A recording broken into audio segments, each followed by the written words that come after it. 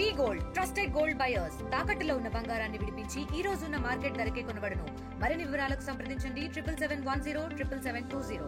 ముఖ్యంగా ఈ ప్రమాద విషయాల్లోకి వస్తే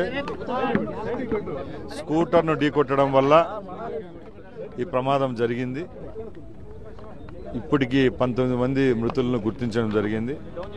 మిగతా 19 మంది ఎవరైతే క్షతగాత్రులు ఉంటారో ప్రభుత్వం ద్వారా వాళ్ళకు చికిత్స అందిస్తున్నాం. ముఖ్యంగా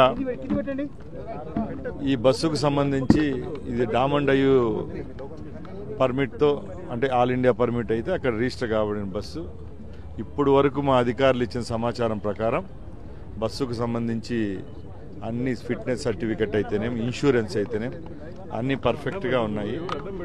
ఇది మేము ఒకటే అనుకుంటున్నాం, ఇది ప్రమాదవశాత్తు జరిగిన సంఘటన. ముఖ్యంగా ఏదైతే స్కూటర్ని ఢీకొట్టడం వల్ల ఆ స్కూటర్ కూడా బస్ కింద వెళ్ళిపోవడం, సుమారు 300 మీటర్లు లాక్కొని రావడం వల్ల అగ్ని ప్రమాదం జరిగింది. ముఖ్యంగా ఇలాంటి ప్రమాదాల్లో ఎక్కువ నష్టం ఎప్పుడు వాటిల్లుతుందంటే నైట్ టైం జర్నీ చేసే బస్సుల్లోనే ఈ ప్రమాదం ఎక్కువ జరుగుతుంది. ఎందుకంటే అందరూ 2:30-3 గంటల గాఢ నిద్రలో ఉండడం వల్ల వీళ్ళందరినీ కూడా రక్షించలేకపోయాం. అది కూడా ఇప్పుడుండే బస్సుల యొక్క డిజైన్ పరిస్థితిని బట్టి కూడా ఆలోచిస్తే నైట్ టైం ట్రాన్స్పోర్ట్ చేసే స్లీపర్ బస్సుల్లో ఎక్కువ ఫ్లేమబుల్ మెటీరియల్స్ ఉంటాయి. లోపల ఉండే బెడ్షీట్లు అనుకోండి, కర్టన్, కుషనింగ్ ఎక్కువ ఉండడం వల్ల కూడా మంట అనేది ఎక్కువగా వ్యాప్తి చెందడం వల్ల ఈ నష్టపరిణామం ఎక్కువగా ఉంది. ఇప్పుడు ఎవరైతే చనిపోయినారో అలాగే ఎవరైతే క్షతగాత్రులు ఉంటారో వాళ్ళు ఏ ట్రాన్స్పోర్ట్ ద్వారా వాళ్ళు ప్రయాణిస్తున్నారో వాళ్ళ ఫోన్ నెంబర్లు అన్నీ మా దగ్గర ఉన్నాయి. గౌరవ ముఖ్యమంత్రి గారు ఇప్పుడు దుబాయ్ నుంచి కూడా జస్ట్ ఇప్పుడే అధికారులు అలాగే మంత్రివర్గం సభ్యులతో అందరితో మాట్లాడడం జరిగింది. ఆ కుటుంబాలకు ఎవరికైతే చనిపోయినారో అలాగే క్షతగాత్రులు ఉంటారో వాళ్ళకు ప్రభుత్వం ఆదుకుంటుంది. ముఖ్యంగా ఈ బస్సులో ప్రయాణించిన ప్రయాణికులు ఏ రాష్ట్రానికి చెందిన వారు అనేది ఇప్పుడు మేము మా ముందరున్న మెయిన్ టాస్క్ ఒకటి. అది కూడా ఒక 2-3 అవర్స్లో వాళ్ళ ఫోన్ నెంబర్స్ ట్రేస్ చేసి, ముఖ్యంగా ఈ సౌత్ ఇండియా పర్మిట్లో ఉంది కాబట్టి తెలంగాణ, ఆంధ్ర అలాగే ఉమ్మడిగా కర్ణాటకకు సంబంధించిన ప్రయాణికులు ఉండొచ్చు కాబట్టి ఆ ట్రాన్స్పోర్ట్ మినిస్టర్లు కూడా మాతో టచ్లో ఉన్నారు. తప్పకుండా దీని మీద ఏ విధంగా ఈ సంఘటన జరిగిందనే దాని విషయంలో మా అధికారులు ముందుకెళ్తున్నారు. గౌరవ ముఖ్యమంత్రి గారి ఆదేశాల మేరకు ఈ ప్రమాదంలో ఎవరైతే గాయపడ్డారో, మృతి చెందారో ఆ కుటుంబాలకి ప్రభుత్వం చేదోడువాదుడు ఉంటుంది. ఇందాక డీఐజీ గారు చెప్పారు బస్సులో సేఫ్టీ మెజర్స్ లేవు అని చెప్పారు. ఏది ఇప్పుడే చెప్పలేమండి, ఎందుకంటే ఇన్సిడెంట్ జరిగింది రాత్రి 2:30కి జరిగింది. ముఖ్యంగా నేను ముందు మీకు చెప్పినట్టు సేఫ్టీ మెజర్స్ అంటే మార్నింగ్ ట్రావెల్ చేసే బస్సులు వేరే విధంగా డిజైన్ ఉంటాయి, నైట్ టైం స్లీపర్ బస్సులకు సంబంధించిన డిజైన్ కూడా వేరేగా ఉంటుంది. ఈరోజు 19 మంది ఎవాక్యువేట్ చేయగలిగామంటే దాంట్లో ఎన్నో పరిణామాలు ఏవైతే ఉంటాయి, సేఫ్టీ మెజర్స్ ఉంటాయో వాళ్ళందరినీ కూడా బయటికి తేవడం జరిగింది. ముఖ్యంగా ఇలాంటి ఘటనలు జరిగేటప్పుడు టైం కూడా ఖచ్చితంగా పరిగణలోకి తీసుకోవాలా. ఇదే టైమింగ్ మార్నింగ్ టైమ్స్ జరిగినప్పుడు ఇంత ప్రాణహాని అయితే ఉండదు. నైట్ టైం జరిగినప్పుడు చాలామంది ప్రయాణికులు నిద్రలో ఉండడం వల్ల, అలాగే సీటింగ్ కూడా మీరు చూశారు, ఇది అప్పర్ బెర్త్ ఉంటుంది, కింద సీటింగ్ ఉంటుంది కాబట్టి అక్కడ ఏ విధంగా వాళ్ళ యొక్క మరణం ఎలాగ జరిగిందనేది కూడా అధికారులు కొందరు చెప్పే విధంగా ఫస్ట్ దట్టమైన పొగ వల్ల వాళ్ళు స్పృహ కోల్పోవడం, ఆ తర్వాత ఈ ఫ్లేమబిలిటీ ఎక్కువ ఉండడం కూడా జరిగిండొచ్చు.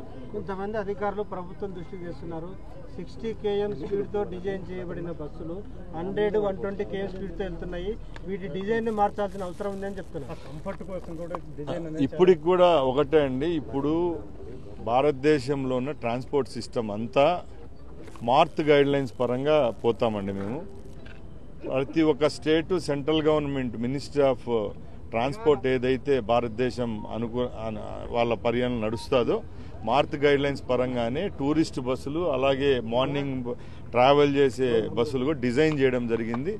ఇలాంటి సంఘటనలు జరుగుతూ ఉన్నాయి. లాస్ట్ 10 సంవత్సరాల్లో ఒకసారి బేరీజ్ వేసుకుంటే ఇలాంటి 2-3 ఇన్సిడెంట్ ఇదే హైవే మీద కూడా జరగడం జరిగింది. కాబట్టి ముఖ్యంగా ఇప్పుడు కొత్తగా వచ్చే బస్సులకు ప్రమాదాల నివారణ కోసం ఫైర్ అలారం సిస్టమ్ కూడా వస్తూ ఉంది. ఇలాంటి ఇన్సిడెంట్ అయిన అలారం మోగుతుంది. అది ఇప్పుడు కొత్తగా వచ్చిన 24-25 బస్సుల్లో అది ఉంది. అది కావాలంటే మేము మీ దృష్టికి తీసుకొని వస్తాం. ఈ బస్సు 7 సంవత్సరాలు పాతది కాబట్టి ఆ అలారం సిస్టమ్ కూడా ఈ బస్సులో లేదు. యాక్చువల్గా ఇప్పుడు కొత్తగా ఏవైతే మేము పర్మిట్స్ ఇస్తున్నాం ఆ బస్సులు అన్ని దానికి సేఫ్టీ మెజర్స్లో అయితే అలారం సిస్టమ్ వస్తాం.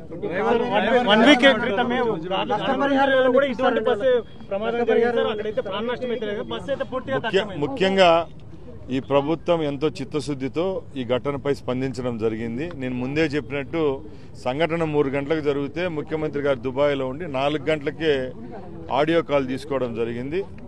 ఇప్పుడు ఇక్కడ ఉన్న అధికారులు కలెక్టర్ గారు అయితేనేం అలాగే ఎస్పీ గారు అయితేనేం తక్షణమే స్పాట్కి రావడం, అలాగే మా కమిషనర్ గారు రావడం, స్థానిక శాసనసభ్యులు, అలాగే మేమంతా నాయకులం అందరం ఇక్కడికి వచ్చామంటే ఈ ప్రభుత్వానికి చిత్తశుద్ధిగా ఉన్నాము. అలాగే ఆ కుటుంబాలు ప్రాణాలు కోల్పోయిన వాళ్ళకి మేము తేలేకపోయినా కూడా మా ముఖ్యమంత్రి గారు క్లియర్గా ఒకటే ఇన్స్ట్రక్షన్స్ ఇచ్చారు. వాళ్లకు చేదోడు వాదోడుగా ఉన్నామని చెప్పారు. తప్పకుండా వాళ్ళ కుటుంబాలను ఆదుకోవడం జరుగుతుంది. అలాగే దీంట్లో ప్రయాణికులు కేవలం ఆంధ్ర వాళ్ళు ఉంటారని మేము అనుకోవడం లేదు. తెలంగాణ అలాగే కర్ణాటక వాళ్ళు ఉంటారు కాబట్టి ఆ మినిస్టర్లతో కూడా మాట్లాడుకొని వాళ్ళ కుటుంబాలకు న్యాయం జరిగిన చర్యలు తీసుకుంటాం.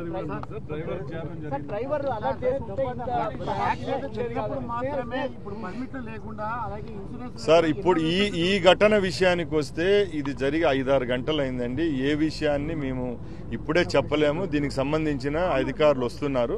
తప్పకుండా ఈ రోజు సాయంత్రం లోపల ఘటన ఏ విధంగా జరిగింది, ఒక్కొక్కరు ఒక ఈ విషయాల్లో కాంట్రడిక్ట్ అవుతున్నారు కాబట్టి కరెక్ట్ క్లారిటీగా 2-3 అవర్స్ మీ దృష్టికి తీసుకొస్తాం.